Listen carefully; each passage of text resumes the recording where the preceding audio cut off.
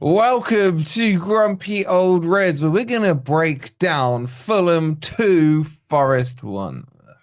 But at least, man, you lost.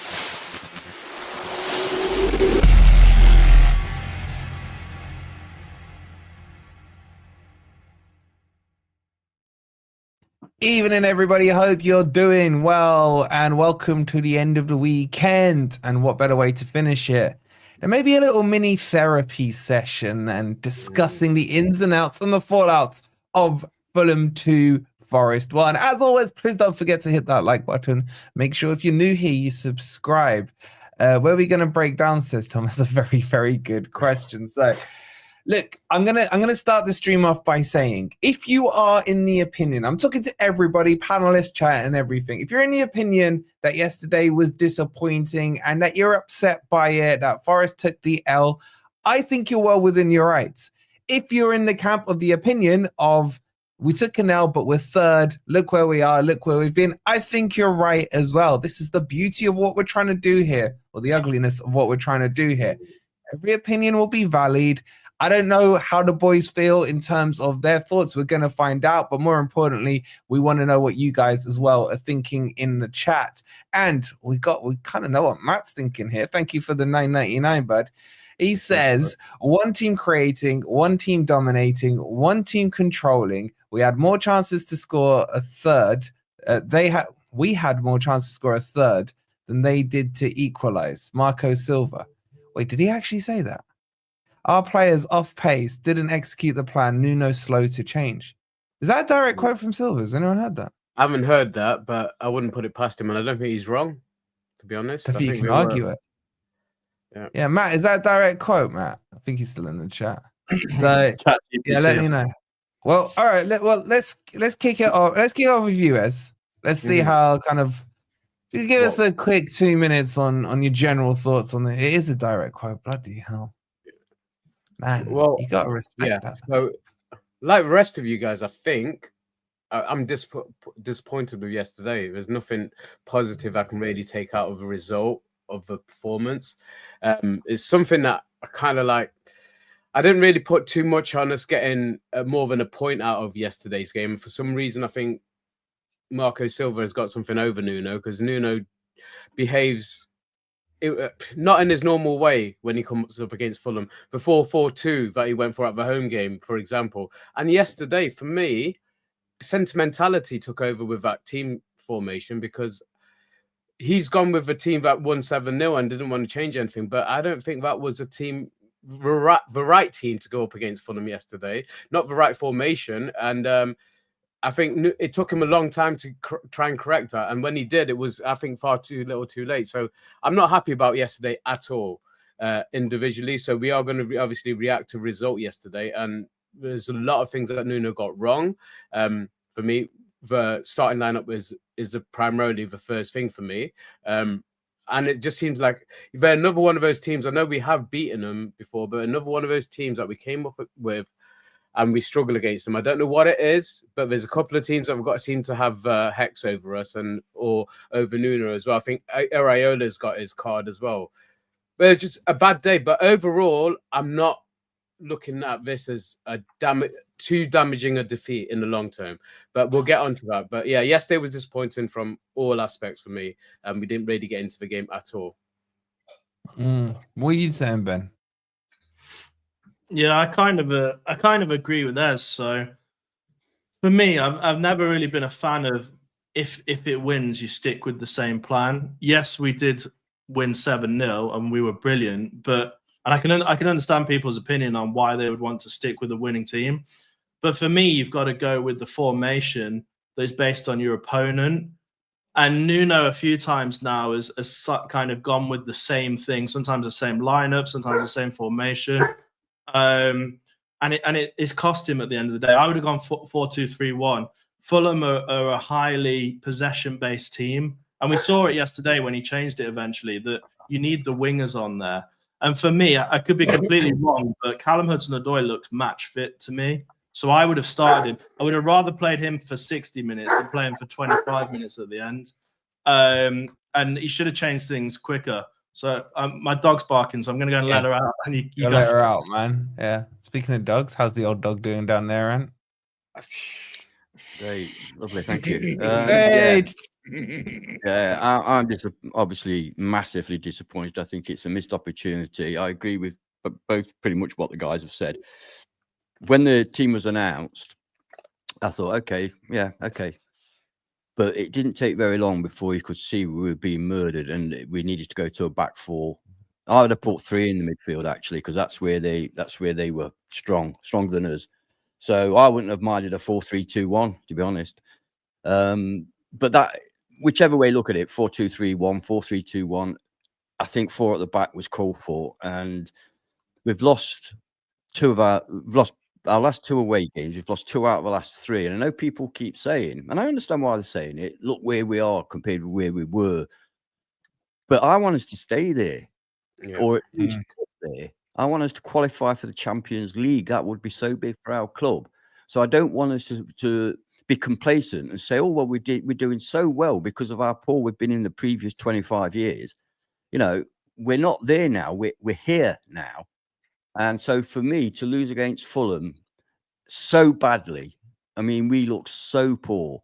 And no doubt we'll go on to discuss individual players, but there's one player in particular I will need to talk about, but I'll save that for later. Yeah, Roberto? Well, the guys have said most of it. Can't argue. I'm sure with you the could find a selection. few sentences in there to add, mate. Can't argue with the selection. It's the team that won 7-0 against Brighton. And I was shocked to see the 3 at the back under so much pressure. I haven't seen it under that much relentless pressure, apart from in the last 20 minutes of the Liverpool game. So I think, unfortunately, we learned some things about our team yesterday, and there were things that maybe we didn't want to learn because so it's hard to explain what happened, but we're going to have to try because it's our job. I think that some of the individual matchups weren't good. Unfortunately, that's probably the worst game I've seen Nico Williams have this season. Traore just destroyed him. He was turning him inside and out, in swingers, out swingers, left foot, right foot. They bunged so many crosses into our box, and we just had real trouble dealing with them. We were heading them behind. We gave away a lot of corners. I don't know whether we have developed vulnerability to corners again, or whether it's just that we are conceding so many that the stats are catching up with us. Because, you're going to let in 1 out of 20 anyway. So if you keep giving 20 corners away every game, you're going to let one in. It was a well-worked corner, but really disappointing. That's now Exeter, Southampton, Liverpool have all scored from corners in recent games. Now, in terms of why it worked against Brighton and not against Fulham, Brighton were coming on at us in waves, and they just left Hinshelwood on his own in central midfield, right? And we had loads of space every time we won the ball back. But Lukic and Berger were strong yesterday. Yeah, they were strong. And we couldn't progress it through the midfield. And unfortunately, I know we're playing the 3 at the back to protect Danilo because he can't tackle. But I don't think you can... It's a luxury playing away from home against a team that's that good, having a central midfielder that you don't want tackling. So maybe we should have started with Sangare. Maybe we should have started with Yates or Dominguez. We just don't know. But we need to learn the lessons from that. We need to learn them pretty damn quick. I thought we improved when Hudson-Odoi came on because we held the ball up a bit more. Because before that, we just weren't holding the ball up at all. So hopefully he's back now. And hopefully we'll go back to having both wingers on and some sense of balance. And we can put that behind us. Just following this on to the next point, man, Alejandro, that's way too kind of you, bro. With the 5 gifted, thank you so much. And that's gone to Stuart. Make sure you show Alejandro some love. Tom as well. Olis, is that how you pronounce it? Is that the right way? Olis. Marcus too, and to Callum Hibbs as well. So shout out again to Alejandro. Make sure you guys thank him for that. You get all the perks now of the membership. And just looking at this, a lot of people are now saying we should have played 4-2-3-1. not many were saying it before the start of the match. Like a lot of people looked at the team sheet and thought, okay, 7-0. You know, you go again, don't change your winning team and what have you. Where were you on? Let's just talk in the kind of formation, the shape to start with. Well, I thought it would be okay when I saw it, but I must pick up on something that I think Rob said about changing winning teams. It depends on where you're playing and who you're playing. You don't just have the same team no matter what. I mean, that's insanity, you know.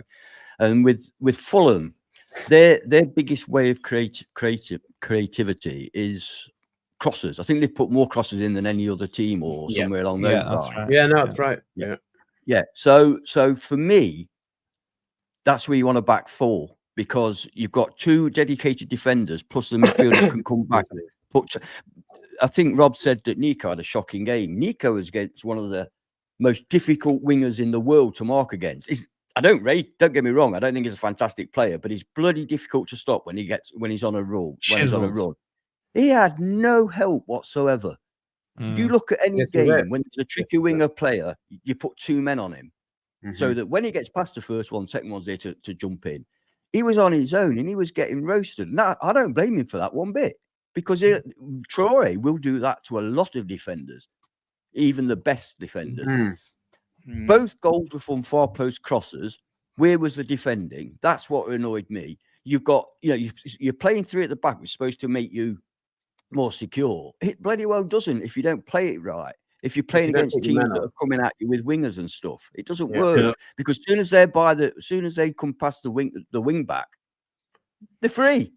They're free. And the thing is, just before he scored that goal, I was shouting out of the screen about how much space. What's his name? One they got from Arsenal. What's his name? Sorry, I'm forgetting his name. Oh, Smith Rowe. Smith Rowe. Yeah, I was just shouting out of the screen about how much space he was getting. And he's drifted into the box, but you guys touched on it. So what I would have done is I would have gone with a back four, but I would have played a 4-3-2-1, because I would have had that extra body stopping the cross, because you've got to stop the cross. You're absolutely right, and Nico got no help whatsoever. He was made to look bad. But I got to say, yes, the stat about them getting the most crosses in, this is prior to yesterday's game, so it's still top now. Yesterday, we were just launching it at us at every opportunity. But clearly, he's been practicing. Traore's been practicing. He had an end product yesterday. That was the best I've seen him play as. Absolutely. And he even got a shot on target that if it hadn't been for, I think it was Morato's flick or Milenkovic's flick, that would have gone in as well. Oh, no, it was Anderson that blocked that. That would have gone in as well. So they were up against a team that their primary aim is to get the ball into the box. So we should have been blocking the crosses. So I wouldn't have started with back three, because nobody was picking up that spare man. I would have had an extra body in midfield, 100%. And it's like Nuno, I don't know what he's trying to prove again yesterday, because it was just the wrong tactic. And even when he knew it was wrong, he didn't fix it. He should have fixed it at half time. That would have made the world of difference. I think that's the criticism, as more than anything, is that we could all see we needed to drop to a back four and have three protection in midfield, and he just didn't do it. I've got to admit, just let me finish this, Ben, and then I'll give way. I don't want to criticize any of our players, right? Because they're our players, but I've got to criticize Morato. Not entirely his fault. Playing a left-footed player on the right side of the back three is bad management. It's bad management, because if you've ever played football, your entire body shape when you're defending dictates which foot is dictated by which is your stronger foot. So you're going to face that way if you're left-footed, and that way if you're right-footed. So as soon as a player goes on the outside of Morato, he's dead. He's dead. He's got no chance, because he'll be tackling with his left foot. So why he played Morato on the right-hand side of a back three, I don't get. And I hope he never does it again, because he did it Fulham against. It did work last time. Brighton. It worked beautifully against. You say it worked, and of course we won 7-0, but we could play Brighton tomorrow, that same team, and lose. It's not a guarantee that if you play that formation, you are going to win, as we have seen yesterday. The reason it worked against Brighton is because they were shit down their left-hand side. The thing that frustrates me is that we're effectively where we are in the table because everyone knows we're a counter-attacking team.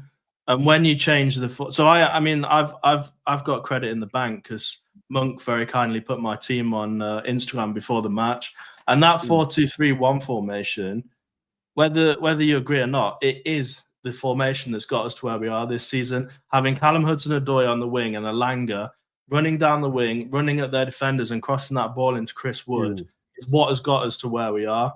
And yesterday he changed it up. And I don't think you need to go back 5 or back 3, whatever you want to call it, against Fulham, because they are such a possession-based team. But I think you have got to give them a bit of a shout out, because one thing they were doing, which other teams don't, is that when they were pushing people forward, they were also leaving 2 or 3 players at the back. So even if we countered them, they still had that defense. And not a lot of teams have tried that against us. So even if we'd gone 4-2-3-1 from the beginning, there's nothing to say that we would have definitely won. Could I add something to that? Just 2 more quick points. I agree with you guys. I thought that when it clearly wasn't working, why did he not change things at half time? And we've said this before, like, it's so obvious. Why do we have to wait until the 65th, 70th minute for a change to come in? And then my final point was that I don't think Anderson and Danilo work well as a midfield pairing. I think Danilo for me, I know Ant will probably say is a 6, but Danilo for me is more of an attacking type player, as is Anderson, as is Morgan White. No, I agree, and I think that's why you need Sangare in there. And I didn't think Sangare looked that confident yesterday. He seemed to get the ball and pass it away. He wasn't doing what he did against Exeter, where he's looking for runs, where he's looking for crosses. He was getting the ball and just passing it away. So he definitely looked like, he wasn't the same Sangare that we saw against Exeter, and it's a different level of opponent. But I don't know. I feel like we need a proper, solid 6. Whether that's going to be Sangare, I don't know. But I think what we're missing now is a solid 6. We've been missing a solid 6 all season, but we've coped. I mean, that's what we've done. And we've got to talk about MGW as well, because I thought he was quiet yesterday. Well, quiet yesterday. We missed his influence a lot. Right. So I saw a very good... I've now seen about 100 videos breaking down how Forest play this season. Unfortunately, we've had a bit of too much of a spotlight shone on us, but the best one is always Adam Cleary from 442. He does really good tactical breakdowns, and he reviewed a lot of footage, and he was basically saying that Forest always leave 6 players back, which is the back 4 and the middle 2, and they only attack with the 4, right? And he basically showed goal after goal after goal, and they basically came from a combination of Hudson-Odoi, Elanga, Gibbs-White, and Wood, right? And he basically said Forest are only attacking with those 4 players and leaving everybody else back, which means that we're not vulnerable to like the counter attack. But the problem is, not having Hudson-Odoi meant that we basically had 3 attackers yesterday, and I don't think that was enough to get like a critical mass. I don't think that's enough to get a move together. So whereas I don't know how it worked against Brighton, but not against... I think Brighton had 1 less guy in midfield, so we were able to get away with having 1 less attacker. But I just think that Gibbs, White, Elanga and Wood were not enough to break through their back 4 plus Lukic and Berger in front of them. We just weren't finding the spaces to counter-attack into. And when you consider how thing is, Rob, we actually did our job up front. We scored a goal. That's what we do. We score a goal. It was the defending and the midfield that was. Well, we had 1 touch in the box in their first half and got a goal from it. When you got Chris Wood, he only needs 1 touch. Yeah, but that can't really be your tactic, can it? Exactly. I mean, it is though, and it has been all season. Yeah, but that is the issue, and like I said it on the video today, stats wise, they had 24 shots to our 8. We had 2 on target. The goal, and I think was Callum Hudson-Odoi's shot in the second half. That was the other one where he hit it straight at the keeper. He should have scored that. He should have scored that, yeah.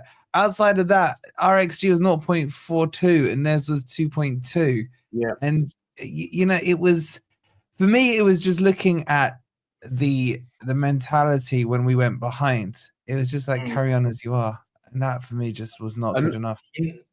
Another game where we don't score the first goal and we don't go on to get the points. But you know what I think? Well, this is what I was just about to say. I think the equaliser coming before halftime actually hindered us. I think if we hadn't, if we'd gone in 1-0 down, he would have made those changes at halftime. Probably right. Which is mad to think that, because he could see what was wrong, And I don't know why he was satisfied just because we got the equaliser, because we got out totally against the run of play. And like I say, it was a shot to nothing, really. It was a long pass into Chris Wood. He did get the rub of agreeing with the way ball bounced into his path, but oh, come on! and obviously it's like, come on. Don't start saying we were lucky to get a goal. It was a fantastic. We were lucky, Ant. We were lucky. No, it's not. Man, every goal you could say, look, that's not a bounce here. If that's not a bounce here, if he did not got and then it gets deflection off a player as well. Yeah, I'm saying nearly every goal does. I'm not saying how many chances does he need? He usually needs a couple of chances to score a goal. He got one chance, scored one goal yesterday. But I said the way the ball flicked up to him was lucky. I'm not saying the chance created was lucky. The way it flicked up to him was. And he finished it. But the point is, we went behind and we couldn't really get ourselves back into the game. And I do believe if we had gone in 1-0 down at halftime, he would have made those changes for what it's worth. He should have made them sooner. Well, a moment of silence. Well, yeah. Note the time. It made me feel worse about the matches. I was holding on to Chris Wood's goal, thinking it was a great goal. And now this is what I'm trying to say. People go on about it. Look, I say, fuck, look, I don't believe in it. It's neither in nor there. And most goals, you'll see there'll be a little bounce off somebody's ankle, or it'll come off a defender's shin. Or, there's always something you can pick out. Not many goals are perfect. When I'm saying about disingenuous to say it's a lucky goal. No, I don't think Ez is saying that. I think Ez is saying in terms of relationship of the flow of the game, it was completely against the run of play for me. That's why I say it was terrible yesterday. Yeah, I'm not saying the flick or anything like that. It's not the flick that's lucky. It's the actual half. Like if we had gone in 2-0 down, we weren't in the game. I don't think anyone could have complained. No, I agree.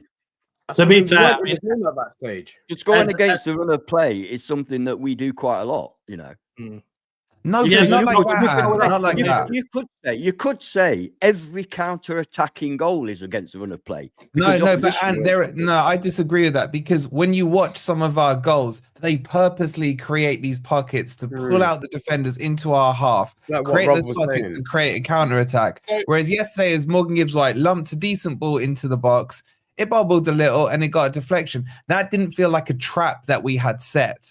That's like, I don't know if this is where Ez was going with it, but that's where it felt to me. Yeah. Still a class finish. When it works, it looks like, I'm thinking of that Crystal Palace game at home, right? So Palace had about 70% possession in that, but they couldn't actually get near the goal. So they were just shooting from distance. So despite the fact they had about 15 shots, they had an XG of 0.2 because it was all Nketiah shooting from 30 yards. They got very frustrated, right? So that's what it looks like when it's working. But unfortunately, yesterday, it was the exact opposite. They were putting all these crosses, high crosses, into the danger zone in between the keeper and the defenders. And, it's a numbers game. You put in like 10 or 15 of those, you're going to get a couple of goals out of them. So I don't think that's what it looks like when it's working. When they're getting to the point where they're putting that many crosses in. And also, I don't mean to go in on Morato, but he's got like a 4-inch height advantage over Smith Rowe. So I don't care whether he's left or right footed. He should still be able to beat him in the air. So I was disappointed. That's the first time I've been really disappointed with Morato. He should have watched that run. He was the extra man. He should have been picking up that run. And that's the difference of playing three people, three central defenders. Run from midfield, your six should be running with them. Your six should be going with. Yeah. Anyway, so I think possibly for the Arsenal game, we've got a big decision to make now about whether we recycle the three at the back, because after all, we're playing Arsenal, or whether we say, okay, let's put that one back in the drawer now and go back to the 4-2-3-1. But then we have. Rob, are you just ignoring the Newcastle game? We're just like, right now. Oh yeah, God! Oh my God, we got another. Yeah, all right. Sorry. Why have we got so many away games? It feels like we've got like 5 away games and 1 home game in the middle of it that we won 7-0, and then all these away games. It's a pretty punishing run, isn't it? Am I just imagining this? We've got home games. We've got Newcastle, we've got Arsenal, Then who Man is it? City. Man Man City. City. After Man City at home, Somewhere down the line, there's some easier games against Man And United. Ipswich. But, Mm. yeah. Yeah. Well, let's talk on Morato then, because I mean I didn't get my text message yesterday from Rob saying bring Morato on, so that's probably what cost us the game. you still text me when we were playing Brighton, bring him on, man. He was on, but and what was your thoughts on? I know he may have made your ball twitch a little yesterday. Yeah, I mentioned it earlier on. We do tend to hype up these super subs, don't we? If you look at Jota in particular and Morato. I'll get his name right one day. We do tend to hype them up because they come on and they finish the game off and we win and it's all marvelous. Putting them on from the beginning is not always so good. And I thought he was poor yesterday. But as I say, I have sympathy because he's a left-footed player and he's very left-footed as well, by the way. You know, some players are left-footed, but they can play with a right. He's very left-footed. It's so hard to defend the right-hand side when you're left-footed because you're always going in with your wrong foot. It's just the way physics works. So I felt sorry for him, and he was at fault, partly at fault for both goals. He was not covering that far post. He's a right-sided centre back, and the goals were from that side of the pitch. They have to be at fault. And as Rob mentioned, he said 4-inch height advantage. I think it's a lot more than 4-inch height advantage. So basically, he just got under the ball and mistimed it. That is a defensive error. Yeah. But the difference between hang on, I'll finish. I've only got about 10 seconds more, and then I'll finish.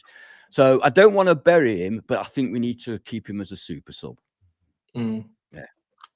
Go on, The difference between him and Milenkovic is that when Milenkovic is defending headers, when he jumps up for the ball, he kind of jumps up and leans back, which is what Chris Wood does as well. And what that does is it knocks the opponent off their feet slightly. It can just be a tiny little nudge, and it's enough to stop them from basically getting the ball or getting the accuracy on the ball that they want. Whereas Morato yesterday, he's jumping for the ball. This guy's 6'5". He's jumping for the ball and he's missing it. And it happened at least 2 or 3 times where he's marking someone, and at 6'5", he's managed to let it go over his head to the attacker. And I don't think that's acceptable for a 6'5" defender. I think he's got to do better. If a back three was lined up like it normally is, taking the Brighton game out of it, because normally it is Milenkovic, Morato in the middle, and Morato on the left-hand side, isn't it? If it was lined up like that, I don't think he would have got in. I don't think he would have beaten Milenkovic at the far post. No, he wouldn't. No, I mean, Milenkovic is even taller, isn't he? So yeah, so a couple of mistakes. Again, I'll go back to Nuno's mistakes yesterday. Starting with a back three, I think, was wrong in that context because they are going to get crosses into the ball box. So you got to stop the crosses coming in. That's where you need the extra bodies. And 2, putting them in the wrong order if you are going to play that back three. But what I don't go with Ant on this comment is that the back three is dead, because there will be games where we'll need to play it. I would just rearrange them back to how they normally are, personally. And I would probably deploy a back three against Arsenal, even though Newcastle is the next game. Against Arsenal at home, I probably would play a back three. Newcastle away, though, I think we can get something out of that game, you know, even if it's a draw. So I'll probably go with a 4 back in that game if when we start looking ahead to that one. But if formation was wrong, mate, so we can't blame Morato, because I don't think he should have played the back three yesterday. He shouldn't have started with a back three anyway. He should have brought him on. I just feel were you annoyed as when you saw the team sheet? I gotta call it out because it sounds revisionism. No, because I expected it, because we saw how obviously the players that he rested for the cup game, so it was all leading towards playing a back three. But in hindsight, obviously, as the game started and the game's going on, it's a fucking wrong decision. Sorry for my language, but yeah, he had a chance to change it, and he didn't until the 70th minute. I think that's the main point. Yes, hindsight's a wonderful thing. We may have all said at the beginning of the match, yeah, that looks all right. But it didn't take us long to think, oh, no, it's not. Let's change it. And Nuno didn't. That's the issue. Not they started with the wrong formation. He didn't change it early enough. I think we have to give credit to Silva because, we don't do credit to other clubs on here, mate. No. We don't do that. I've seen some interesting matchups this season, with like the game we had with Villa. It was like mind games and 4D chess between Emre and Nuno. And, you know, this one's an interesting matchup, but I think we had the midweek game. Fulham didn't. We went to Dubai. Fulham didn't. And unfortunately, with the team selection we had against Exeter, we telegraphed that we were coming with the 3 at the back. And I think that, you know, obviously, Marco Silva's been sitting there watching that Brighton game, watching the footage over and over again, thinking, how can I break this down? First thing, I don't want to just have one holding midfielder. I want to have 2. Secondly, I want to put loads and loads of crosses in. I think that Traore can target Nico Williams. And, you know, he's come into it with a game plan. And we've been on the back foot from the first minute, I felt like. And so the criticism with Nuno, yeah, okay, maybe we've had a midweek cup game. We've taken our eye off the ball. We've gone to Dubai, whatever. But he should have reacted quicker in the game. I think we can all agree on that. Yeah, you're right. I'm glad you clarified you're talking about Marco Silva there and not Jota Silva.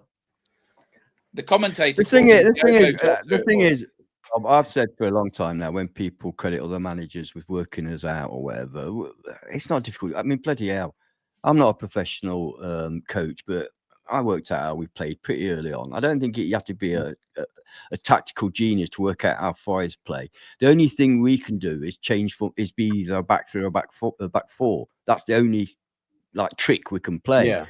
And well, we've already discussed the issues of that course yesterday. Did you guys did you guys all predict us to get 3 points yesterday, or did any of you go for a draw? Because I had us down for a draw. I thought we'd win 2-0. I thought we'd. I went 2-1. Okay, so I went 2-1 as well. I was looking for just a carbon copy of the Brentford game, but I don't know how. But we just got more of a carbon copy of the Bournemouth game. Yeah.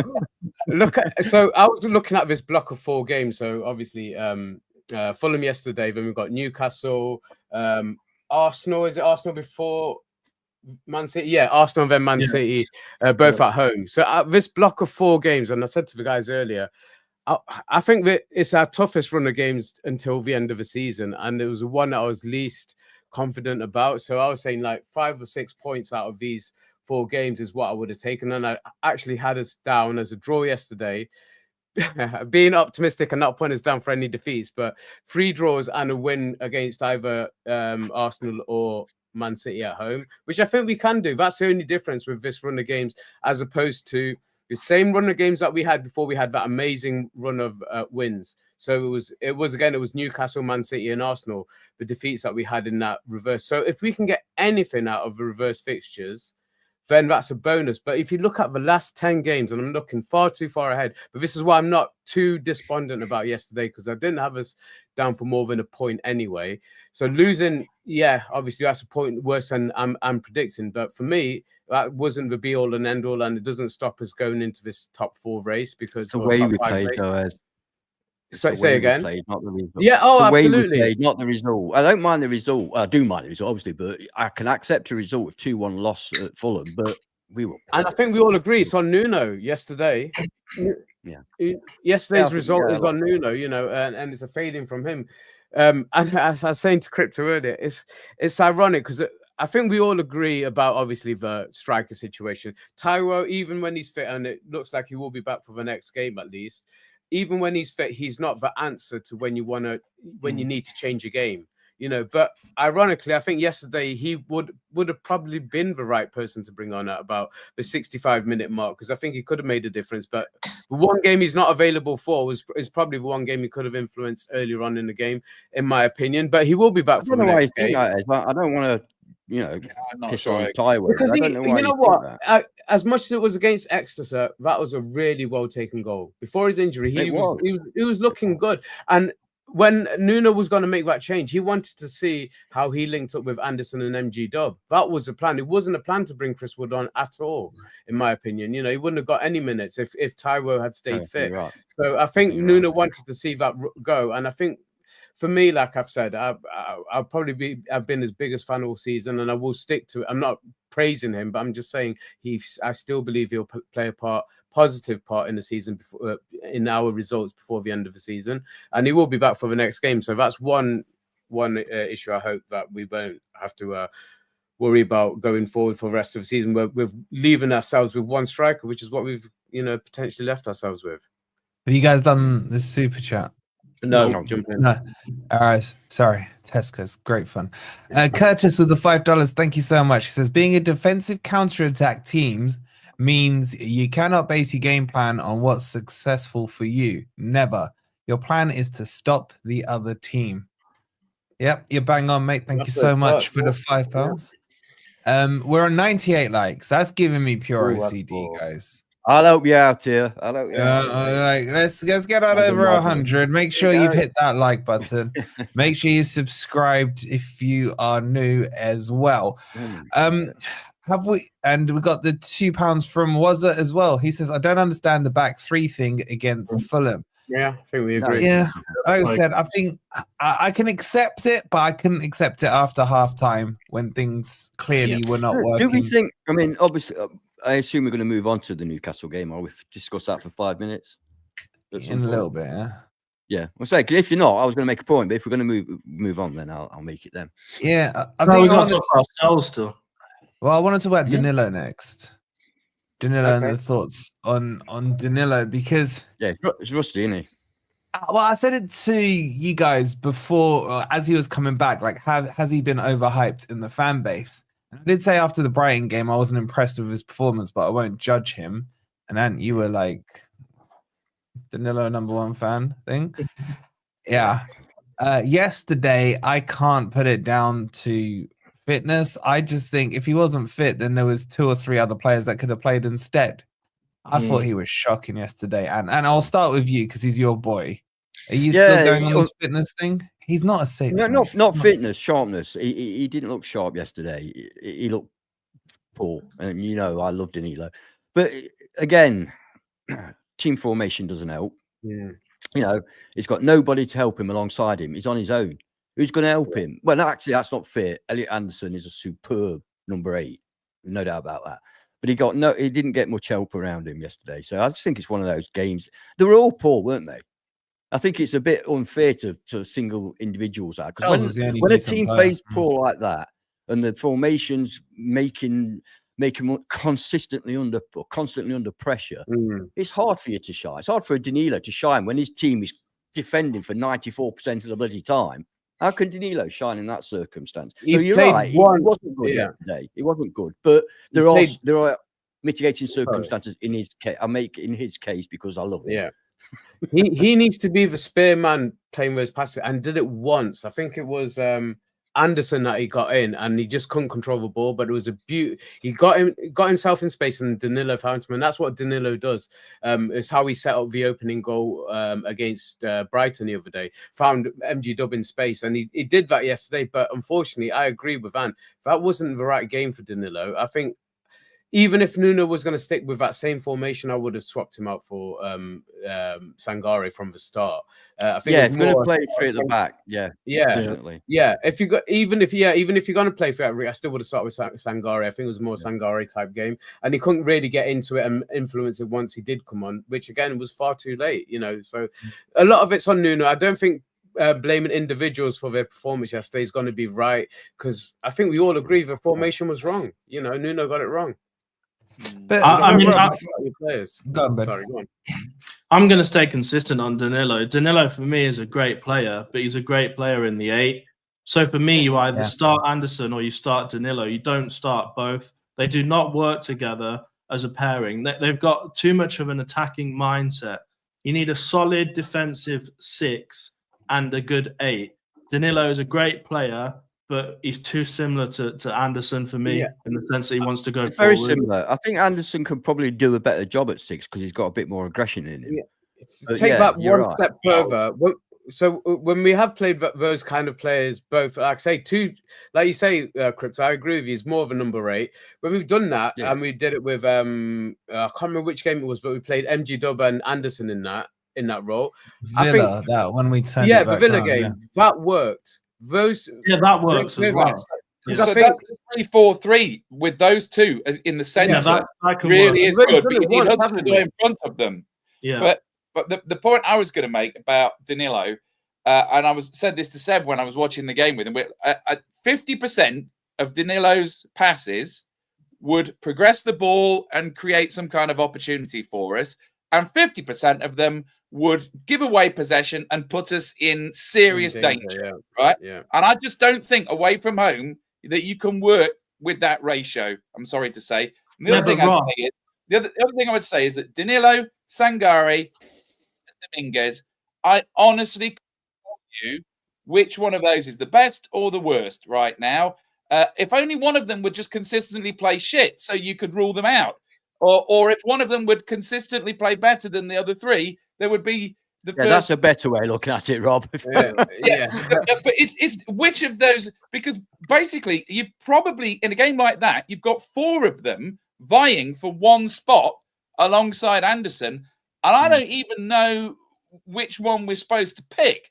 All I would say, and I know this is completely contrary to what I said 2 weeks ago when I said I was bored of Yates and Dominguez. When we won those 8 games in a row, it was them playing, right? And I know that we want something. They weren't the best part of the team. It wasn't because of them, right? But they did a job. You make a point. We were looking for something better than them, and we were saying, oh well, we didn't sign anyone in the window, but Danilo and Sangare are going to be like 2 new signings. But I don't know. Maybe it's not right to mention Sangare in the same breath. Maybe he should have started.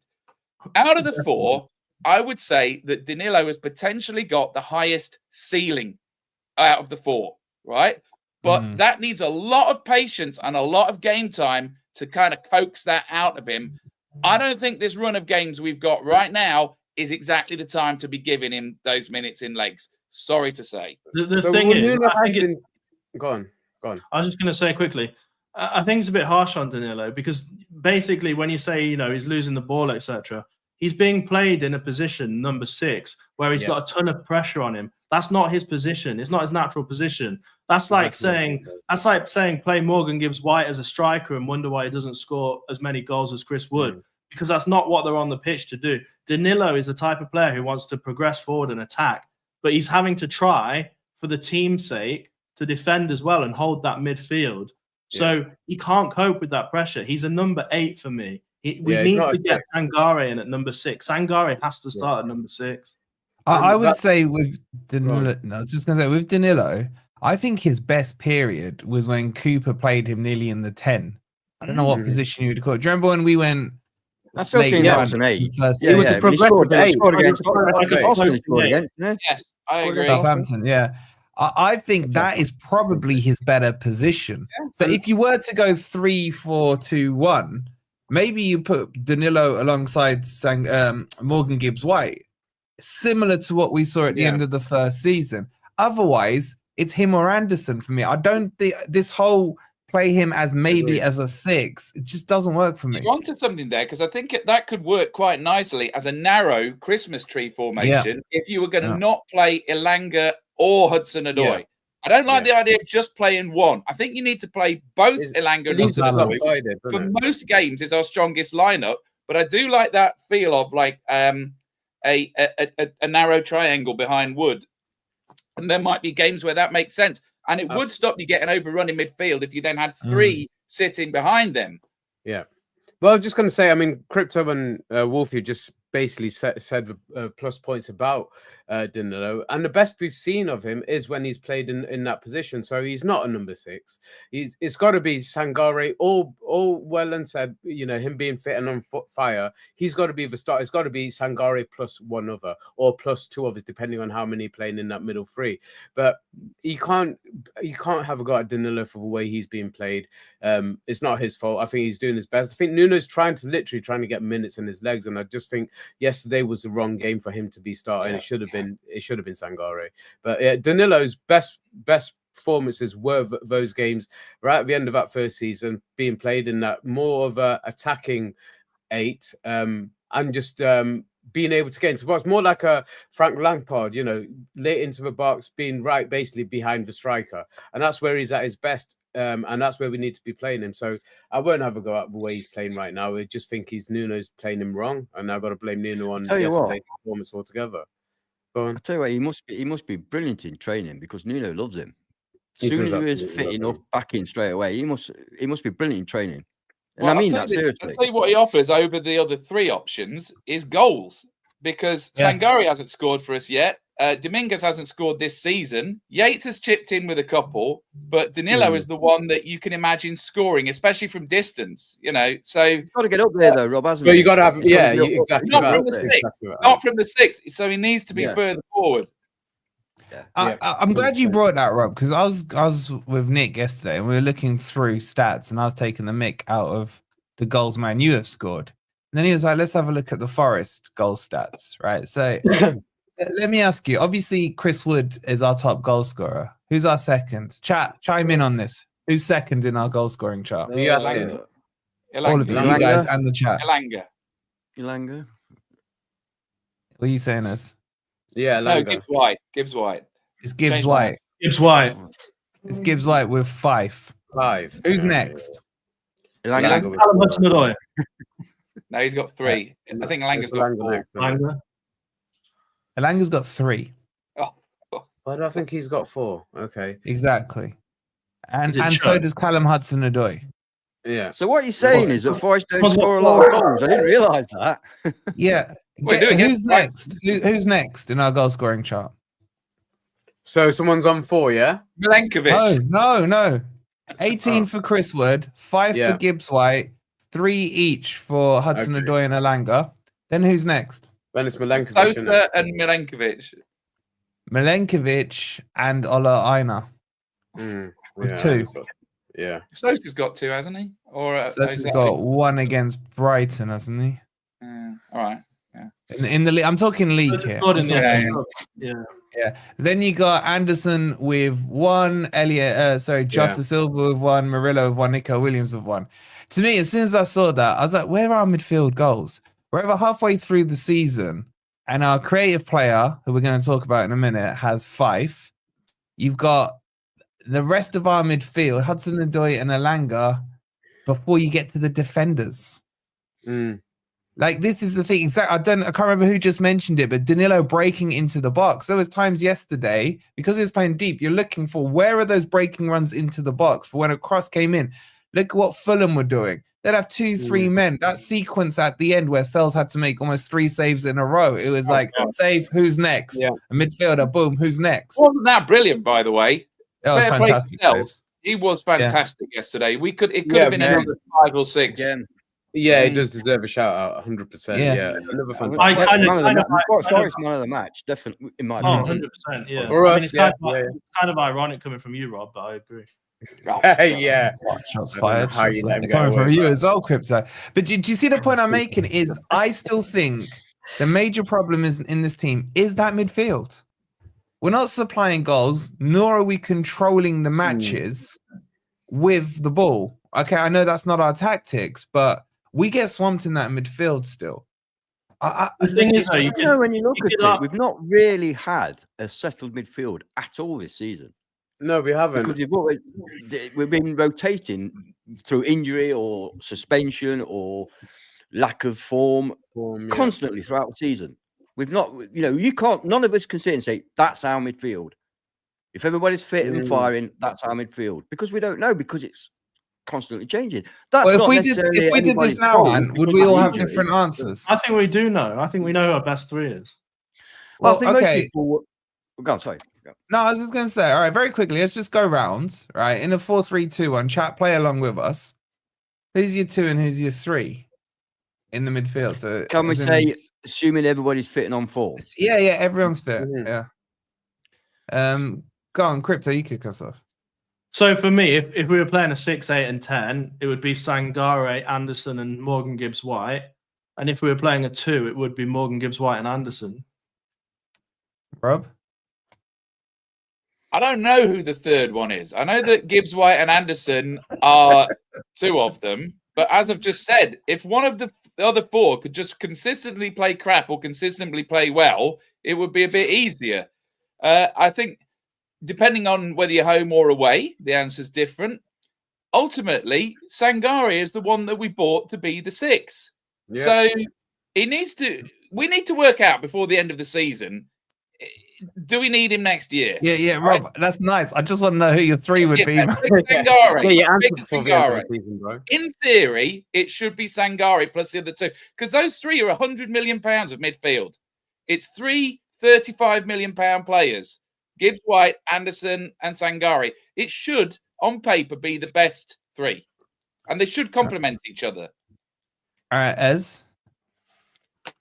Kind of what he said, but in a hopefully less roundabout way. But Sangare is the one I've been waiting for anyway to come back. And I feel like even though we've managed to cope without him, I think we need him now.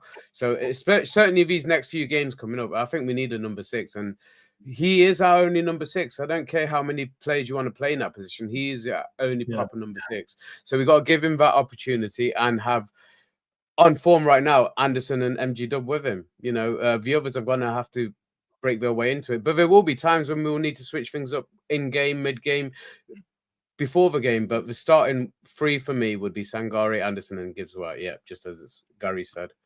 What about you, Ant? I don't know.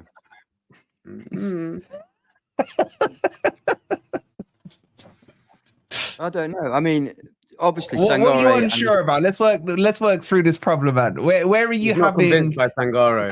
No, I think you know what. Can I second guess Ant? He's I going to say think he's not Danilo. convinced on Morgan Gibbs White. Yeah, he's going to say Danilo instead of MGW. No, I'm not. No, I'm not. Instead of put Anderson in the 10 and Danilo in the 8. I agree with Rob. It depends on who you're playing. You had your head in your hands when he was talking there, man. I know. You're right, Mark. I do, but I've got to put the club first. So I'm going to say Sangare, Anderson. You can't drop Anderson the way he's played this season. You can't, no matter how He much was you not think good, Danilo's Not even for Danilo. Not even for a Danilo. fully fit, firing Danilo, because that's what we said. If they're fully fit and firing, Yeah, because let's see how they progress, the pair of them. Let's see. But He's right not- now, I think Anderson is ahead of Danilo right now. Okay, He's who said about the fantastic. I love him. ceiling? Who said about the Pardon? ceiling for Danilo Rob and did. Rob? No, Okay, that's the question, because you mentioned ceiling, didn't you? Yeah, But put that in a ceilings- poll, please, because the ceiling between Danilo and Anderson is very interesting. yeah. Very Oh, that is a interesting. good poll question. Gotta be That is a poll. What? Who Alright. did you say, Rob? Did you say it was Danilo? What? Mine was out of the 4: Danilo, Sangare, Yeah. Yates, and Dominguez, who we Ah, can't okay. pick out of at the minute. And Danilo's definitely got the highest ceiling out of those, I think. But what about Anderson? If you say the 2 8s, the main. Right, Okay, if it was a you're all choice between for it. those two, I would go I'm putting all Anderson. 4. I Anderson's can't been fit Dominguez in, so sorry. Anderson's been solid But all Dominguez year. is the other one, whereas, by the way. you know, when Danilo's been good for us, it's been in fits and starts, I have to say. He's not really had a lengthy run in the team. He had a good run under Cooper, but last year, I think Danilo was pretty inconsistent. Like, he scored an absolute worldie at Brentford, but then he would go and have 2 or 3 completely crap I think games. he had his injury issues last year, didn't he? Yeah, I know. Yeah, so he did, yeah. he was in and out last year. He didn't really progress as much as we hoped. Yeah, I agree. Whereas Anderson has been really solid and consistent, and he's played every game this season. So you have to say Anderson. I said Yeah, a few streams ago that it takes a little while for Danilo to kick into the season, and obviously last season was hampered by injury as well. But it doesn't help that he's been played out of position. That's a great point. Do you think he's one like Elanga that needs to kind of warm up a bit? Yeah. Well, you're not wrong, Ez. You're not wrong, because last year he got good when it got warm. Do you remember that? And the year before, it was good when it's warm. He's a bit like me, a fair weather golfer. He might be a fair weather footballer. Who knows? He looked brilliant in the Dubai training videos. It was probably probably his why. idea, because obviously Nuno loved him. So Nuno probably went with Danilo's idea to go to fucking. Oh, it was Nuno's To be fair, idea. can you imagine going Dubai. from Dubai to Exeter? I mean, it doesn't get much more depressing than that. Drop to the system, innit? I thought about that. You know how I'm sure we all agree it's a great idea to take the guys away for some warm weather training, just relaxing a little bit. But there's shock when they come back. Yeah. Does that have a detrimental effect? You know? It does. You said you didn't care. Hey, when you step off the plane to Dubai and it's like warm weather and everything's nice and clean, and then you arrive back in Heathrow and there's some guy in underpants trying to stab you, it's not good, mate. It's not good. It's a bit like, do you remember Cool Runnings when they land in Canada? Sorry, I missed my flight. And it's like ice. Let's catch up with the super chats. Andy with the 4.99 says, this Nuno thing needs to stop. You all wanted Danilo and Sangare back, and the balance has gone. They have pushed players out and proven nothing. Very strong words there from Andy. I think he's saying Dominguez and Yates for him. Thanks so much. That was to back Andy up. That was going to be my point. That we're all just chucking Dominguez aside. I love Dominguez as well. I think that Dominguez, when he comes on after 60 minutes, he makes a difference. There's a pecking order. What does he do? What does he do? He runs around. He runs around and wins the ball, and he's quite creative. If you actually watch his passing, he's quite creative. Just reminds me a bit of Mangala. The last few games when he's come out, he's fantastic player. Mangala's the best player we've ever had. Crypto, we had a chat earlier. Let me get the other super chat. We got Marky Boy with the £2. He goes, just chilling, boys. Man United 15th. Life is good. I'm loving it too, man. That's the only thing that's calmed me down for this stream was Man U losing. I would have been happy either way, but my hatred for them is more than Spurs. All right, we are on. How many likes are we doing? Mods. I need you lot to keep at the peeps there. We're on 151. Come on, guys. It's like 350, 360 in here. Make sure you've hit that like button. Make sure you've subscribed as well. Let's just touch on this. I don't want to start a whole crazy Dubai debate, but Paul's saying Dubai was a bad move. Where's it gone? There it is. Dubai was a bad move. We've been poor since. I've had Tom saying, was Dubai a mistake? Just quickly around the room, yes or no's. And was Dubai a mistake? No. Ez? No. Rob? I've changed my mind. Yes, it was. Well, look at the result. Of course, he's changed his mind. It's wrong. Why you can't do that on this program, can you? Well, and encourages it. No, I will always defend changing your mind because I do it as well. Yeah, and encourages it. What you say, Crypto? Mistake or not? I think it was fine, but they're probably just going to have like counselling for the next 4 years while they get used to the British weather again. All right, I'll put a quick poll up on that Dubai one because a lot of you are talking about it in the chat. On the who has the higher ceiling, 78% of you have gone for Anderson, 13% have gone for Danilo, 5% for Sangare, and 4% for Ryan Yates. And Dominguez, I only get 4 slots, so he didn't fit in. 4% of people think that Ryan Yates has got the highest ceiling. Mate, I've seen people say that I've seen people say Ryan Yates is the next England captain. I've seen people put bets on Ryan Yates making it for England. Anyway, no, and yeah, KO. If they'd have got the right, if they'd have got the right manager in, I could see Yates sort of getting a. And he won't on the Tuchel, but if they'd have got Big Sam, but I can't see him being. Can't see him being a mainstay. No. I mean, like if there was a massive injury crisis in midfield and he was playing regularly, then yeah, we've seen players like that get. All right, let's touch on these Nuno tactics. I want to touch on it while including Elanga. I said in my video today, I honestly didn't know Elanga was playing for about 70 minutes of that match until we switched to the 4-2-3-1. And I think he came alive. He wasn't amazing, but he wasn't bad. These tactics and substitutions, really. I think the most frustrating thing for me yesterday was that the second they scored, he made the change. In fact, he only half made the change, didn't he? He just brought on, was it Sangare first for Danilo, I think. He did that in a couple of other games recently. Liverpool, Bournemouth. Substitutions happened immediately after we conceded a goal. So what's your take on it, Rob? Does he need to sort this out? It's not the first time we've talked about it. Get him to rewatch somebody's analysis of his substitution timings because, I guess my point was, why did he use substitution phase 1 and 2 just to change one player? Yeah. Right? Yeah. Because that then means that he's got his final substitution phase. He would have to, I guess the point was, he doesn't need to save one up to bring Taiwo on if Taiwo isn't available. So that was probably what was in the back of his mind. But you've got to remember, you can make 5 changes and you can do half-time substitutions for free and still have your 3 substitution phases afterwards. So the obvious one would have been Sangare for Danilo at halftime, because we were still 1-1 at that stage, and we might have got away with a 1-1 if we'd done it. Or Hudson-Odoi coming on just to restore the balance, because once Hudson-Odoi came on, we retained the ball a bit more going forward, and we were able to build a little bit. But, the substitutes were all right, but they were just 20 minutes too late. And I don't know whether we've developed some kind of problem, but I think if you look back over the last 4 or 5 games, we've been really shaky between minutes 50 and 65. Go back to Liverpool game, the Southampton game. Newcastle at home. Yeah, that seems to be a bad period for us. So it's like it doesn't. I don't know what's happening at halftime, but it doesn't seem to be sending them out fired up. I've seen a couple of stats yesterday about Nuno, and both of them, I don't know if they're contradicting, but one of them is that he's made the most in-game changes of any manager this season, and the other one was that he's used the least amount of players, so 23 players that we've used this season. So I don't know if he brings on Morato every game, so there's 24 changes. It's the same subs. Now he has been far too rigid in the last few games, in my opinion, and he needed to.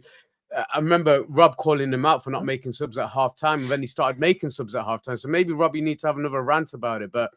Yesterday was the perfect game to make those 2 subs that he made after their second goal were the ones that he should have made at halftime, bringing on Hudson-Odoi and Sangare and taking off Morato. And who else did he take off? He took off Danilo and Morato, didn't he, for them 2? Yeah. That's what he should have done at halftime. We all agree on that. So I say, without spending any more time than we need to. Yesterday was a bad day in the office again for Nuno. The players didn't help him because they didn't pick up the men and let somebody free into the box, and you're going to have that overload. So the players didn't do what they needed to do, but Nuno got it wrong yesterday.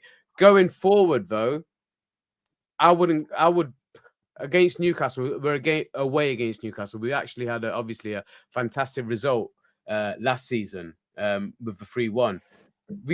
We can do that because Newcastle are so indecisive at the moment. If we're looking at the teams around us, we haven't lost too much ground yesterday, and that's why I'm not too negative about what you're saying about the Dubai result and what it's caused afterwards. These 4 games, like I said, I don't expect us to get too many points anyway. We might get 2 more defeats in this little run, but after that, it's going to come right. But what do we do for the Newcastle game? Because I would actually go with a back 3 in that game, but I'd change how they lined up. Before we get into the Newcastle game, I'll ask Ben this, because the frustration for me got underlined with Nuno's post-match. I don't know if you saw it, Ben, but he actually analysed the game pretty much exactly as I saw it, and probably a lot of you guys as well, that we were lucky to get in 1-1 at half-time. He said we controlled maybe 2 minutes of the first half, and then it went back to being a mess again. And that for me, Ben, it kind of says, okay, so you did see it. It's not a case of where Cooper wasn't seeing things, for example, under Cooper's reign. Nuno actually saw what was happening. And then you have to almost you got to hold. Look, I don't think by criticizing Nuno, it means you want Nuno out. I think we're well entitled to it, especially when he's kind of admitted to knowing what was wrong. But does that make it more on his shoulders, Ben, the fact that he did know and see what had happened? Yeah, I mean, I place the blame on Nuno for this one. I think he got the formation wrong, the tactics wrong, and as we've said number of times, his substitutions are just way too late. And I don't really understand it, because all of us see it, right? The fans see it. You see people tweeting about it during the game. We need to get Callum Hudson-Odoi on. We need to get Sangare on, etc., etc. Why not make it at half time? I feel like there's this kind of weird thing in football where you don't make your subs too early, because you don't see many teams making subs at half time. But you've got to. Silva did against us last season. Sorry to interrupt you. He did it after 30 minutes. He saw it was wrong. Counter-interrupt as well. I think what he likes to do is wait to see who the other people bring on and then adjust who he's bringing on to react to that. That's not always been the case. No, I disagree. Feels like it recently. Sorry, get back to Chris. This is it. Just recently, he seems to have slipped back into that. The criticisms we had of him last season were mostly because of his in-game management. Were primarily his in-game management, in fact. And I felt for a long part of this season, he got it right. He was being proactive, and now he just seems to have just slipped back into those bad habits again, especially those last few games that you guys have mentioned. So I'm hoping Nuno snaps out of it, but. We've all agreed yesterday was on Nuno. His starting formation and his lack of changes at halftime is what cost us. Now, why that happened is what we need to kind of address. But I don't know. I just think it's not. Just let me make one slight point because what Simon said, he sees it but doesn't understand. It reminds me a bit of I don't know if this analogy will land, but you know when you play in Football Manager. And you can feel that momentum shift is going there, and you're hovering your finger over the pause. Shall I make a sub? Shall I not make a sub? I'm just going to try and hold out. Maybe it doesn't happen, and then bang a goal. Yeah, I was going to say the same for FIFA. It's like, you need to make a sub, but you just can't be asked. You just think I'll get to the end of the game without it. The one point I was going to make is that I don't like Elanga in this kind of floating winger role or whatever the hell he's meant to be. Elanga works by running at people with pace down the wing. And if you go back and watch the game, him and Wood are constantly throughout the game changing sides because it's not working. So they're thinking, right, put Elanga on the right, Wood goes more left, and then he switches. And it happens about 3 or 4 times because it's not his natural position. And this is what I don't like about Nuno's tactics. He's asking people to do roles which are not their position. As we spoke about, Danilo in the 6 is a no for me. Elanga is this like floating 10 or floating winger is not working. He needs to stick to what works. He did in the Brighton game, though. That's what's annoying. It probably won't work again. That was just an off day for them, wasn't it? To win 7, if we'd beat them 2-1, I could understand that you could say okay. In the Brighton game, the Elanga-Wood partnership was fantastic. Yeah. But I think that how they play, Rob. That's my point. Yeah. Fulham want to play a possession-based game, pass it around. They're the perfect team to counter-attack. As we saw in the 70th minute when he went 4-2-3-1. If we'd done that all game, we probably would have won a worse. I don't think Fulham are a possession-based team. I think they can be a possession-based team. And they can be a counter. Silva literally said they like playing with possession. Yeah. No, but yesterday we played into their hands, man. We should have matched them up formation-wise. It should have been 4-2-3-1 from us as well. Yeah. Because that's where they found their spaces because we just weren't picking up our men. I do think we were happy with the 3 at the back before. I think there's some hindsight here. No, we thought it was inevitable. That's the worst I've seen it. I was shocked at how bad it was. Rob, you can take that back. Go and look at the FFTV Instagram from yesterday and look whose formation is apart on from there. Crypto, I think we were Rob, but this is the point I made. Like, I was completely happy with the team. I think Ant touched on it earlier. It's once you see it's not working, make the change. I don't think anyone can call Nuno out for sticking to the same team that won 7-0. But when it's not working, that's when you've got to react. That's what you're paid the big bucks for. And the fact that he got away with it. Fulham's average possession is 52.9. It's not that high in the Premier League. That's a lot higher than us. What's that in the Premier League rankings? As about 34, isn't it? Ours is bottom, yeah. Okay, and no, I was going to say, yeah. So I'll find out for you, Ez. All right, we'll see you in 10 minutes, then. So he kind of got away with it with us going in level at halftime. That's when he's got to make the change. But he's done it before. That's why I don't understand why these last half a dozen games or so he's not been as proactive because he was at early part of the season. He'd taken on board your criticism, Rob. You said he's not making changes at halftime. He started doing it, and we were proactive, and he wasn't waiting for them to make their decision, their substitutions before he made his. So I don't know why Nuno slipped into this, but I hope he. Honestly, I felt like yesterday justified a substitution halfway through the first half. Yes. Yeah. Mm-hmm. I mean, we're criticizing, saying why didn't he do it at half time? Why didn't he do it on about 25 minutes when we were getting overrun? The look on his face. They're 9. They're 9. 9th. And we're not bottom. We're nowhere near bottom. No, we're not. What, possession? What, possession? Yeah. We are. Category Clearly not on the BBC. According Anne. to Adam Cleary's video, we are. Yeah. Well, I'm looking at whatever. Foreststand.com. But he's looking at the No, 2023 no. season stats. We should move No, on I'm to not. Newcastle then. We Yeah. should- All right, while I'm thinking up, let's move on to Newcastle. Guys, over 350 of you in here, and we are on 170 likes. I was going to say, let's get it up to 200. If we can, that'd be fantastic. Make sure you're subscribed. If you are new here, let me just double check we're caught up on the supers. We are. Okay, let's move on to Newcastle. So they're in a bad run of form currently. I caught up with Pete actually earlier. We'll have a preview with Pete from Loaded Mag this week, and we'll be and what else? And of course we've got our show with him on Tuesday nights anyway. But he says that they are really focused on this Forest game because after the Forest game, I think they've got Liverpool. It is, or yeah, they've got Liverpool after that, something like that, and they know they have to win this game. And apparently, there's a movement to really bolster up the crowd in terms of the atmosphere and everything. This is an all or nothing game from them. Couldn't have timed itself any better. Botman's going to be back for the game. Joe Linton might be back. So it's a big game coming up. How are we feeling ahead of this one? Who turns its kickoff? Is it Ant or Fulham are Crypto? 7th and we're bottom. Yes. There you go. So we are bottom. Yeah. Source, trust me, bro. Go on, Crypto. What are you saying about this Newcastle? I think let's start with the obvious. Do you switch it back to a 4 or are you going to keep it with a 3? I against Newcastle, I go 4-2-3-1 because I think that's the right formation to go against them. Look, I'm not necessarily worried. I think Chris Wood's always got something to prove against Newcastle, and if they're eyeing up this game as a big one, potentially there's a lot of pressure on them. So we know Newcastle are a great team. They got some fantastic players, but sometimes they thrash people. Sometimes they get hammered.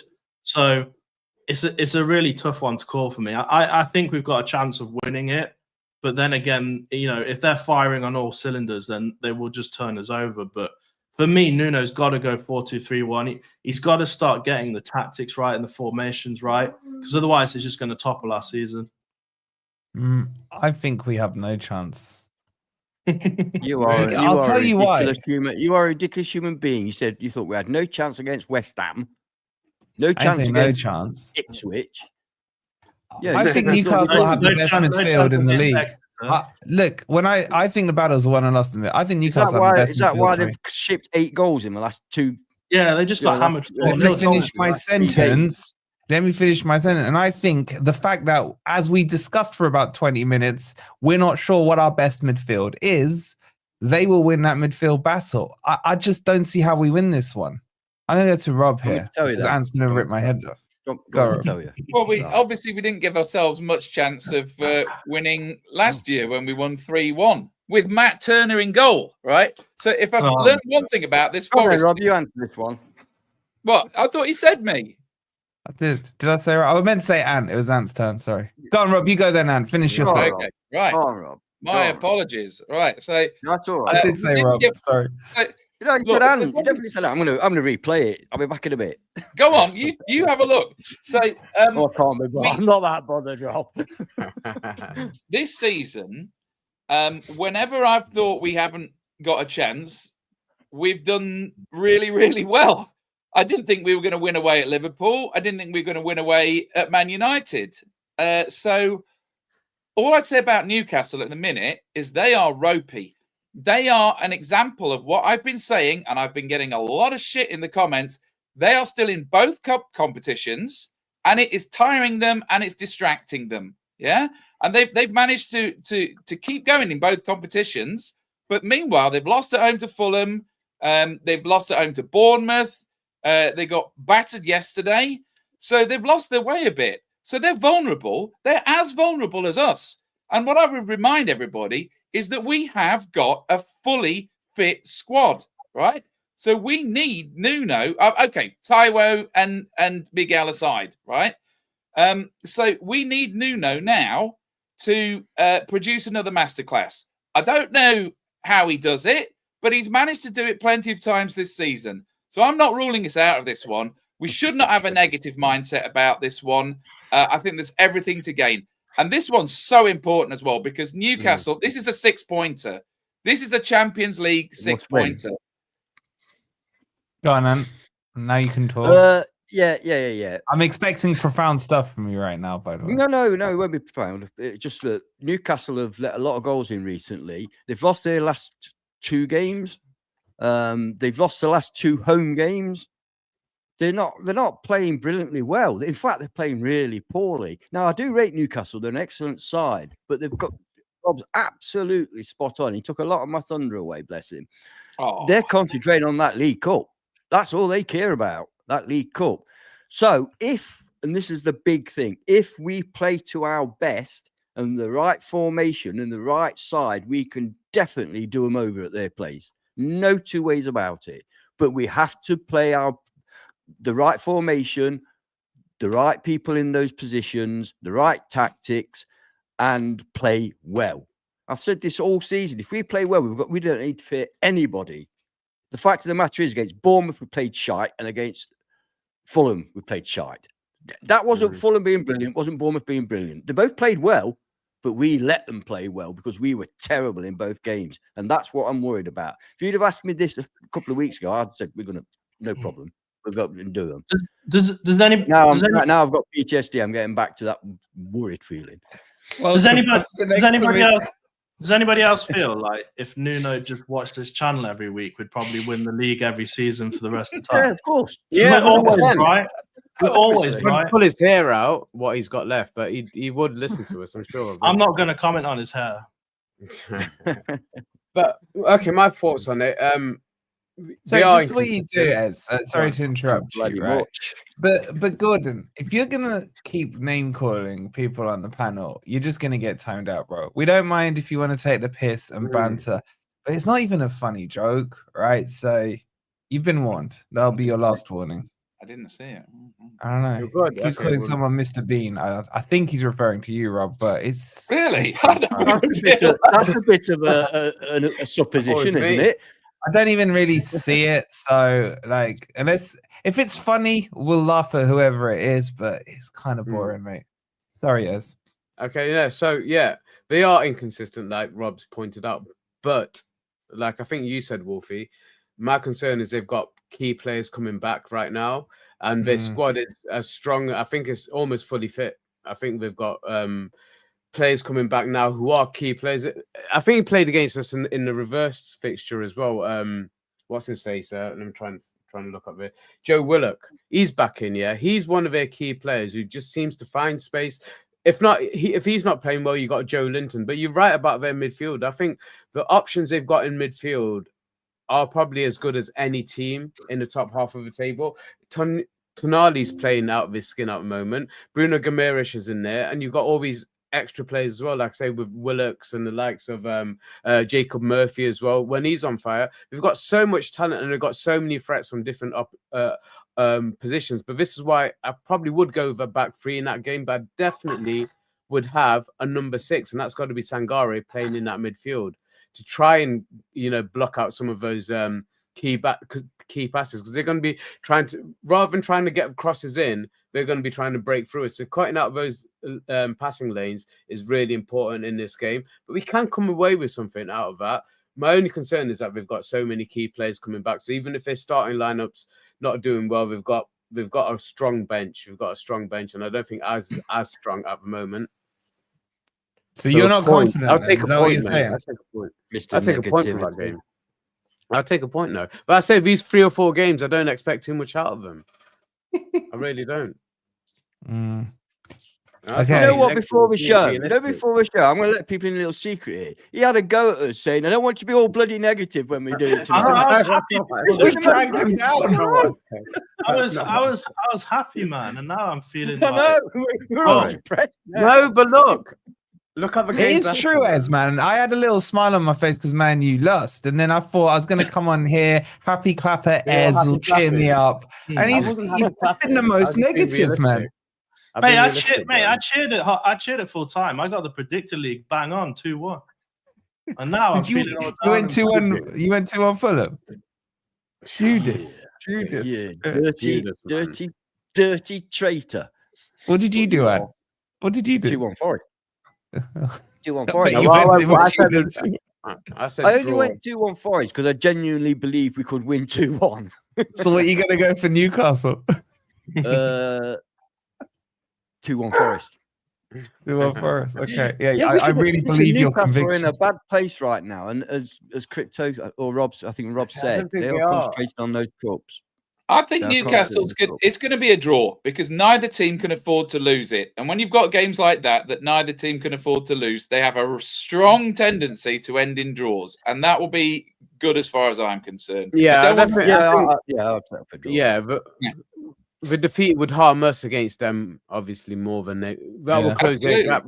Well, I think they're 6 points behind us at the moment, and they're probably That's the what last made team. yesterday worse, Ez, wasn't it? Because they lost. If we'd have won, we'd Yeah, have gone 9 points above them, and then all of a sudden this game wouldn't have been such a massive, massive. yeah. game. And you asked a question a couple of weeks ago about who we're looking over our shoulders at, and I did say 6th position and nothing below that really. But I think they're the team. Are they the team in 6th right now? Yeah, Chelsea They're is 7th, I think. Yeah, the Are they 7th. See, all the Yeah. teams around us. This is why I say it's a bit like when you're in the bottom. When you're in the bottom, I'm going to rephrase that. When you're in a relegation situation, Fight. you can afford to lose because everybody else loses. Now, what we've been saying is when you're at the top, you can't because everybody else wins. But actually, no, they're all bloody losing as well. Chelsea are on a right stinker. Yeah, but you Yeah, say that, and Chelsea- we're the only team in the top 5 who lost yesterday. No, Everyone else won. No. Everyone else in the top 5 won. Newcastle. apart from Yeah, us. top 5. why Newcastle were they 6th yesterday? Newcastle. Newcastle's 7th. Yeah, No. but where were they before the game Before started? the game, yeah. I'm talking now, man. Like in the here and now. You the can't- only team in the top 5 So- to I'm pretty sure. Yeah. Everyone No, I went think down they to were in the and top 5, Bournemouth weren't are they? 5th, man. Boys, Bournemouth boring went mouth ahead. are 5th. Okay. They're not going Yeah, away, are they they? are in good form. They've They got are the serious. easiest run of games you have ever Yeah. seen, right? Yeah. I don't want to give them any limelight, but here you go. Here's their matches, right? They got Wolves at home, Brighton away, in the cup, Tottenham away, Brentford at Loser. home, Ipswich at Loser. home, West Ham away, then Fulham, Loser. Palace, then Man U. Lose them. The only And hard lose. game comes May, which is Arsenal away, and then Villa at home, then Man City away. That's right at the end of the season. Mm. Like, Yeah, they could get a pretty good They've got head a of chance. steam. They've got a chance. If they can hold it together, Yeah. then if they then can they've got a keep chance. the roof on their These stadium. next 3 games are basically like a trip to the dentist. All right, we know it's not going to be. We know what's coming. Right, I've been looking at this for 2 or 3 months, thinking I hate the look of those 3 games, but it's like the trip to the dentist is tomorrow now, and soon you'll be at the dentist, and maybe it won't be as bad as you expect. So let's just get into them now. Get into these games, because I think that if we come out of these 3 games and we are still in the top 4, we should then be able to stay there. Yeah. But it It's is quite funny. possible. It is possible. If we were to lose to City, Newcastle, we might have to then climb back in again, Yeah. having dropped out, which Yeah, is that's still harder. possible. Yeah, that's harder. It's still possible. the Like thing I said, is, looking at funny- that run of funny games thing is- afterwards. Funny thing is that it's changed from just a few weeks ago, because now I'm looking at Man City's the hard game, and Arsenal. I think we can definitely do something against Arsenal because they I have think got so. At home we no can. strike force. Honestly, So- I'm They've confident got we a can get. corner though. A few weeks ago, Arsenal it would have been the scored other way 3 corners around. You'd have against us. fancied City, having City, wouldn't you? And worrying about Mm. Arsenal. But now it's all changed. So it just shows you anything can change at any time in this league at the moment. Can I just say, Simon, if this happens, right, me and you are going to fall out because you've now said it, right? We will ban you from every platform. Oh. Go inside, Oh, right? yeah. If Bournemouth replace us in them places, Why did he have to say Right, that? it's Now that's on going to be you. in my head. That's going to be in my head now for a while. that wasn't even a thought I had in my mind, right? I want everyone to remember it's Simon that said that, right? Yeah, Don't try and okay. pin it on me Yeah. or Rez or whoever. Simon. Our full name Simon. as well, Mr. Fotheringham. Or whatever. Yeah. Yeah. Oh, you know his surname. Oh, you two are. Yeah.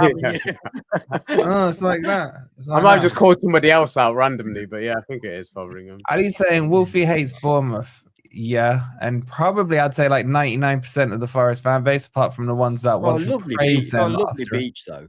It's a lovely place. It's a nice place to go on holiday. It's a nice place, yeah. It's like the French Riviera. What it I'd rather isn't, go Skegness what it than isn't Bournemouth. is a football town. That's what it isn't. Exactly. Oh no, it's not. It's not a football town. No. Yeah. All right. I think have we covered everything? Have we missed anything? Any closing statements from anyone? No. I just want to say that. I'd just like to have a quick laugh at Man U again. Always time for that. Oh, you know what? If Music. those bottom four weren't so bad, then they'd been. Oh man, it still can happen. It still can happen. They're on 29 points. You know what? You're right. They are that bad. It could happen. It could. Come on, Leicester. Come on, Ipswich. Come on, Wolves. Oh, we already have, haven't we? We've got Man U coming up. What was it? A 9-point gap between them and fifth. 12. No, 12. Yeah. 12, man. 12. They're It lucky. can still happen. Mind you, we were lucky last season. It was such a bad bottom Exactly. three. So So somebody asking, make sure you give Cass hell on Never a Foul later on. I'm not on there tonight, sorry, but I'm on there tomorrow at 11. And I will be giving him the beatdown of his life. Right. We've also, could you guys do something fun for us? I'm going to divert this over to Carlos's channel, redirect you there. He's got 4 people watching him and 65 subscribers, right? If you guys could go and just call him a clown again or something like that, that would be fantastic. Make sure you just give him a quick subscribe, call him a clown or a prick in his chat. Say FFTV said you're a prick, and show him some love. That would be lovely. So if you could do that, it'd be much appreciated. We'll be back tomorrow. What's tomorrow? Monday. There'll be some kind of video out, no doubt. And don't forget to show Adam some love, because he will be over on Sava's channel at 6 o'clock. Oh, me. 6 o'clock, I think. Yeah. 6 o'clock. Yeah. So plenty going on. So is that what you wanted to say? No, I interrupted my own advert there. Yeah, exactly. It does look suspicious. Like Olaina's, it's okay with him. He's saying that he absolutely loves it at Forest and he hopes he's going to be here for a long, long time. So it's looking good. I told you that like 2 months ago, man. I don't care. I had to hear it from him. All right, fine. All right, we'll send you over to Carlos. Subscribe to him. See if you can get some 100 subscribers. That's only 35 of you. So we'll send you over now. We'll see you tomorrow. Remember, Carlos is a clown. Come on, you Reds. You Reds.